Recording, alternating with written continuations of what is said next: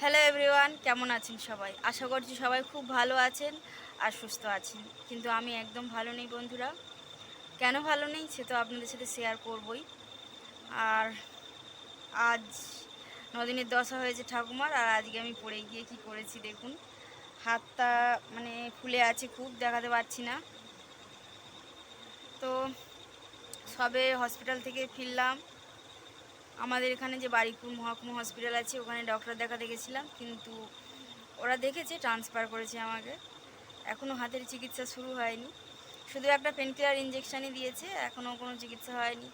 আর শিয়ালদাতে গেছিলাম, চিত্তরঞ্জন হসপিটালে গেছিলাম, কিন্তু এখন তো ভালো হাড়ের ডাক্তার নেই, তো ওই জন্য কিছু হয়নি। দেখা যাক কালকে যাব, কি হয়, কি বলে ডাক্তাররা। জানি না কি বলবে, কারণ বারুইপুর হসপিটাল তো আমাকে দেখেনি, আমাকে ট্রান্সফার করেছে। কীভাবে পড়ে গেছি কি বলবো, আমি তো মারাই যেতাম মনে হচ্ছে। ওই সময় রাস্তায় কোনো লোক ছিল না, সাইকেলিং করতে করতেই পড়ে গেছি। সাইকেল চালিয়ে বাড়িতে আসছিলাম দুপুরবেলা, তো পড়ে গিয়ে কোনো লোক ছিল না, আমি নিজেই উঠেছি। উঠে একজনের বাড়িতে গিয়েছিলাম, তারাই আমাকে চোখে মুখে জল দিয়েছে, বাড়িতে ফোন করে জানিয়েছে। তো যাই হোক, তো এখন রাত অনেক হয়ে গেছে। কটা বাজে দেখাচ্ছি, কত বাজে, 11টা বাজে। এখন তো অনেক রাত হয়ে গেছে। খেয়ে নিয়েছি, বিছানাটাও আমি নিজেই করেছি। এখন ওষুধগুলো খাবো, অনেকগুলো ওষুধ আছে, পেন কিলার আছে, আর জ্বরেরও অনেকগুলো ওষুধ দিয়েছে, সেগুলো খেয়ে নিই। কাল সকালবেলা যেখানে ট্রান্সফার করেছি শিয়ালদা, ওইখানে যাব। চিত্তরঞ্জন, শিয়ালদা চিত্তরঞ্জনে বারুইপুর হসপিটাল ট্রান্সফার করেছি, তো ওখানে নিয়ে যাবে। আজকে গেছিলাম, কোনো ডাক্তার ছিল না হাড়ে, তো চলে এসেছি।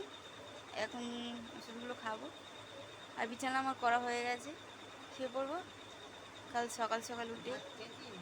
হ্যাঁ, ভাত খেয়ে নিয়েছি, তো কাল সকাল সকাল উঠে বেরোবো।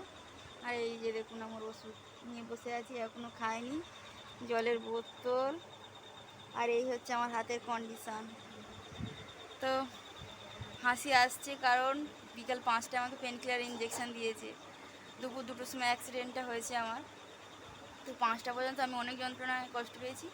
পেন কিলার ইঞ্জেকশান দিয়েছে বলে এখন পেন নেই, হাতটা শুধু ঘোরালে, এদিক ওদিক ঘোরালেই লাগছে।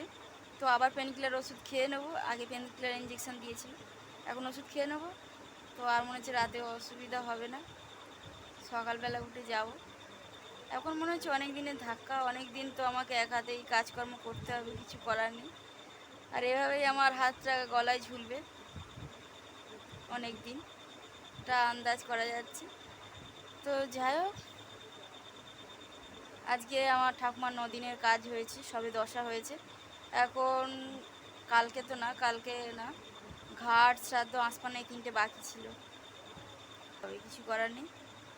তো শুয়ে পড়ি, আবার ব্লগটা আমি কাল সকাল থেকে স্টার্ট করব, মানে ব্লগটা কন্টিনিউ করছি আর কি। সকালবেলা যাব, কি ডাক্তার বলে না বলে আপনাদেরকে সব কিছুই জানাবো। তো কিছু বলার মতো আমার কন্ডিশান নেই, হাতটা সরালে ভরালে খুব যন্ত্রণা হচ্ছে, ভালো লাগছে না আজকে। মাথা চুলটাও আজকে আঁচড়াতে পারিনি, পাগলি মাগলি হয়ে গেছি। জানি না কতদিন এরকমভাবে চলবে, মাথায় মনে হচ্ছে উকুনও হয়ে যাবে, কারণ আমার অনেক লম্বা চুল, সবাই আঁচড়াতে পারবে না। শ্যাম্পু করা, আঁচড়ানো অনেকটা ঝামেলা।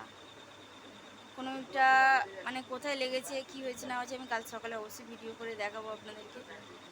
অনেক ফুলে গেছে, অনেক ফুলে গেছে, এত হয়েছে, ফুলে গেছে বলেই তো ডাক্তার ট্রান্সফার করে দিয়েছে সঙ্গে সঙ্গে। বড় হসপিটাল শিয়ালদায় আছে, যেটা চিত্তরঞ্জন, ওখানেই যেতে বলেছে, ওখানেই যাব। জানি না কি বলবে, যদি অনেক টাকার ব্যবহার হয়, জানি না কি করে পারবো আমরা। আমরা তো অত বড় লোক নই, মধ্যবিত্ত পরিবার, দেখেছেন আমার ব্লগ। জানি না কীভাবে কী হবে, সবটা ম্যানেজ, দেখা যাক কী হয়। এখন আমি খুবই ক্লান্ত হয়ে পড়েছি, আর আজকে সারাদিন আমি ভাত খাইনি, ভাত খাওয়া হয়নি, বাড়িতে ছিলাম না, অনেক কষ্ট হয়েছে। তো এই যে দেখছেন কি, এটা গুটকা ভাজা ট্রেনের মধ্যে দিদি কিনেছিল, তো সেটাই খেয়েছি। আর এখন 9টা বাজে, এসছি অনেকক্ষণ, ড্রেস চেঞ্জ করা, এখন তো সব কাজ এক হাতে করতে হচ্ছে, সবাই একটু হেল্প করছে, কিন্তু কষ্ট তো প্রচণ্ডই হচ্ছে। তো 9টা বাজে, একটু মা রান্না করলে খাবো, ভাত খাবো। সারাদিন তো ভাত খাইনি। তো যাই হোক, ভিডিওটা এই পর্যন্ত রাখছি। তো নেক্সট ব্লগে আমি আপনাদেরকে জানাবো যে কি হয়েছে না হয়েছে আমার হাতে, ডাক্তার কি বলেছে, প্লাস্টার হবে না অপারেশন হবে, অপারেশন হলেও বা কবে হবে, কি হবে না হবে অবশ্যই বলবো। তো পরের ব্লগটা অবশ্যই দেখবেন, আর অবশ্যই আমাকে সাপোর্ট করবেন। আমি এত কষ্টের মধ্যেও ব্লগটা আপনাদের জন্য বানাচ্ছি। তো যাই হোক, ব্লগটা পুরোটা দেখবেন প্লিজ। আর যদি মনে হয় লাইক করবেন, শেয়ার করবেন, সাবস্ক্রাইব করে আমার পাশে থাকবেন।